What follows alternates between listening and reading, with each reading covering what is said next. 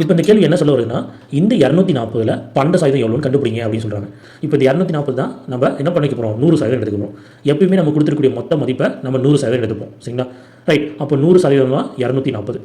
அந்த 240ல் 12% எவ்வளோ அப்படின்னு நான் கண்டுபிடிக்க போகிறேன். 100% 240னா 12% எவ்வளோ பை 12 240 பை கேள்விக்குறி. ஸோ இதை தான் நான் இந்த மாதிரி எழுதிருக்கேன். இன்னத்தில் இருக்கும்போது நம்ம என்ன பண்ணுவோம், மேலேயும் கீழையும் நம்ம வந்து கழிப்போம். அதே போல் வலது இடது வந்து நம்ம கழிப்போம். இந்த மாதிரி கிளாஸாக வரும்போது சரியா நம்ம என்ன பண்ணுவோம், நம்ம பெருக்க செய்வோம். கரெக்டுங்களா? கழிக்க செய்யலாம். ஸோ இங்கே 0 இருக்கா, 0 போயிடும். அப்போ நம்ம 2ஆல் பண்ணலாமா, 2 12 24 இல்லையா? அடுத்து 2 5 10 சரிங்களா? மீதி என்ன இருக்குது, நமக்கு இங்கே ஒரு 12 இருக்குது, ஒரு 12 இருக்குது. அப்போ 12 12 நம்ம பெருக்க செய்யலாம் இல்லைங்களா?